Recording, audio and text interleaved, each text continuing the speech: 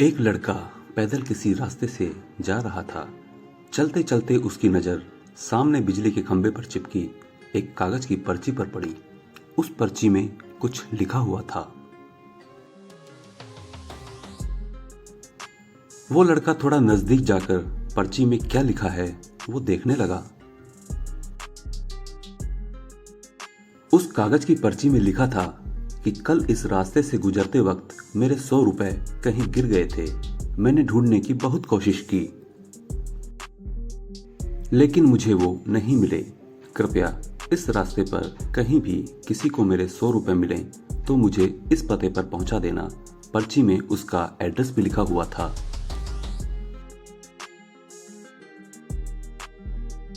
ये पर्ची पढ़कर लड़के का मन उस एड्रेस पर जाने को करने लगा। वो लड़का उस एड्रेस पर जाने के लिए आगे बढ़ने लगा। उस एड्रेस पर जाकर लड़के ने देखा कि वहां एक टूटी फूटी सी झोपड़ी है। लड़के ने बाहर से आवाज लगाई, कोई है यहाँ? तो उस झोपड़ी में से एक बूढ़ी औरत लाठी के सहारे बाहर आने लगी। लड़के को पता चल गया कि वो बूढ़ी औरत अकेली ही इस झोपड़ी में रहती है। लड़के ने उस बूढ़ी औरत से कहा कि माँ जी, आपके 100 रुपए जो गिर गए थे वो रास्ते से गुजरते हुए मुझे मिले हैं। ये रहे आपके 100 रुपए। उस लड़के की बात सुनकर उस बूढ़ी औरत की आंखों में आंसू आ जाते हैं। वो रोने लगती है और कहती है कि बेटा, पिछले कई दिनों से अब तक करीब 15-20 लोग मुझे 100 रुपए देकर जा चुके हैं। बेटा, मुझे ठीक से दिखाई भी नहीं देता और ना ही मुझे पढ़ना लिखना आता है। मुझे पता नहीं किसने मेरी ऐसी हालत देखकर मेरी मदद करने के लिए वो पर्ची वहां चिपकाई थी। लड़के ने 100 रुपए रखने के लिए कहा, पर वो बूढ़ी औरत बहुत स्वाभिमानी थी और नहीं मानी।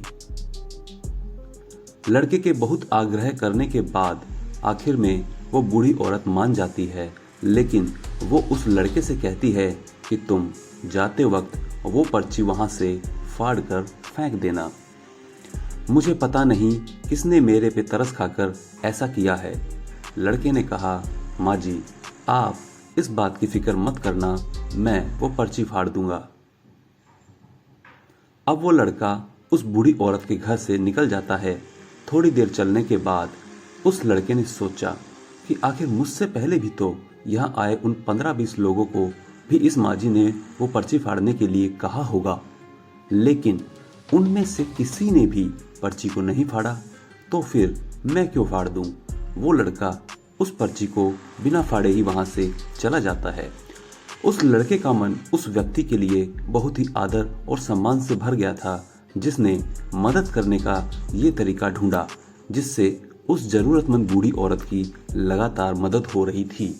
दोस्तों, आपने भी कभी ऐसे अनूठे तरीके से किसी की मदद की हो तो हमें कमेंट बॉक्स में लिखकर जरूर बताइएगा। धन्यवाद।